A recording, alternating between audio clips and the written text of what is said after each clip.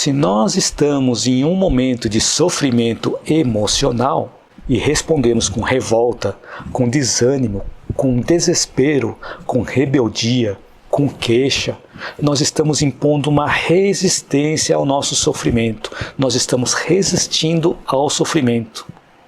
Mas não é isso que a gente deve fazer? Resistir ao sofrimento? E aí tem um auxílio de Carl Gustav Jung, que ele disse assim: ao que você resiste, persiste. Então, se nós resistimos ao sofrimento emocional, esse sofrimento emocional vai persistir. Interessante essa reflexão. Então vamos refletir um pouquinho mais. Então a pergunta que nós podemos fazer é: por que nós estamos resistindo ao sofrimento emocional? É porque nós temos o nosso sistema reptiliano e o nosso sistema emocional que nos levam a tomar uma das duas decisões diante de uma ameaça: ou lutar ou fugir. E o sofrimento emocional é visto como uma ameaça para nós, que nós tendemos a resistir com uma luta ou com uma fuga. Lembrando que tudo o que nós resistimos persiste. Mas, quando nós envolvemos o nosso sistema racional, o nosso neocórtex, a nossa consciência identifica que o sofrimento emocional é um mensageiro, o portador de uma mensagem, de um ensinamento. Olha que bacana, né? E quando nós resistimos, estamos impedindo que a mensagem chegue até nós. Porque nós tentamos afastar o sofrimento. Quanto mais nós tentamos afastar o sofrimento, mais ele vai persistir, mais ele vai continuar nos rodeando. E nós, com essa resistência, nós estamos impedindo que aquela mensagem chegue até nós. Talvez nós não queiramos saber o teor da mensagem, porque pode ser que ela venha revelar uma sombra que nós temos de uma forma oculta, de uma forma desconhecida, ou que nós mesmos estamos tentando esconder de nós e dos outros. Então é um vício ou é um defeito que nós temos que aprender a lidar com ela. Por isso que nós recebemos esse mensageiro através do sofrimento emocional. E nessas situações, nós costumamos reagir com uma resistência, queremos afastar o sofrimento. E quanto mais nós tentamos afastar, mais ela vai continuar conosco.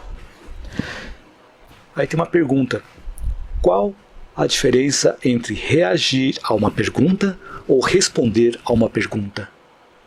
Então, qual a diferença entre reagir e responder a uma pergunta?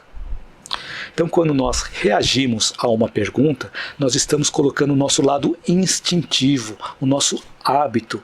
Então, o nosso sistema reptiliano, o sistema límbico, os instintos e as nossas emoções entram em ação.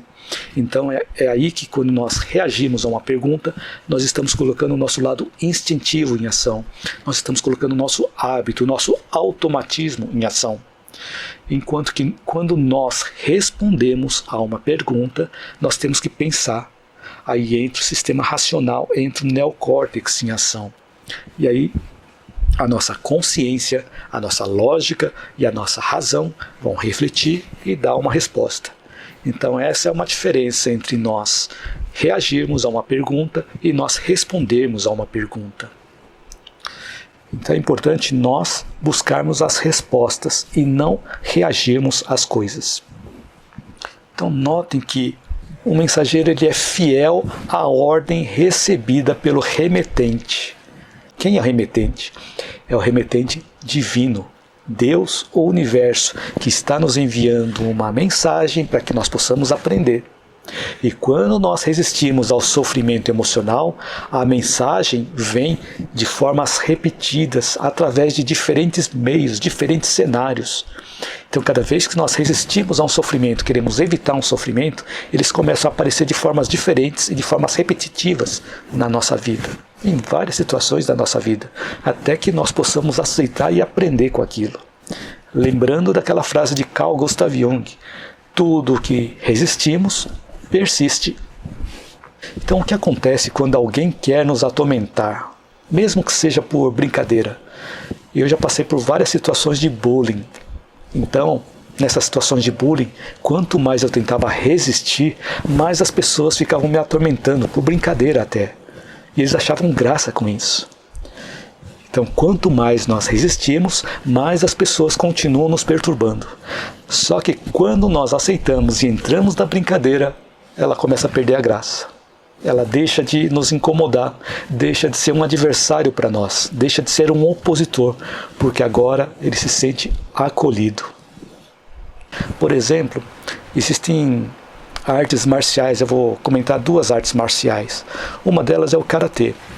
No Karatê, o que acontece? Tem 2 pessoas lutando, então quando tem 2 pessoas lutando, enquanto uma está batendo, a outra está defendendo.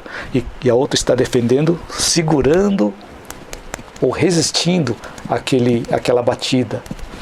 Então, essa é um dos exemplos de uma arte marcial. Agora existe uma outra arte marcial chamada Aikido. Quando um ataca, o outro ele não resiste, ele aceita, ele acolhe e utiliza a energia do adversário a seu favor. Então a energia do adversário ele é amortecido e é utilizado a favor para que aquele choque não seja muito grande ou que nem haja o choque. Então a importância de nós acolhermos um sofrimento ao invés de nós ficarmos resistindo. Então no Karatê, quando um dá um golpe, o outro vai resistir e aquela resistência causa muita dor. Enquanto que no Aikido, quando um dá o golpe, o outro não resiste. O outro desvia, acolhe aquele golpe e a dor é quase inexistente. Então a diferença entre os dois. Então na nossa vida, ao invés de nós resistirmos aos sofrimentos emocionais, nós podemos acolher, nós podemos aceitar aquele sofrimento. Lembrando que o mensageiro tem uma mensagem para nos entregar. Se nós não aceitamos, ele vai continuar insistindo no envio da mensagem até que nós possamos receber. Então por isso que quanto mais nós resistimos aos nossos sofrimentos emocionais, mais eles persistem.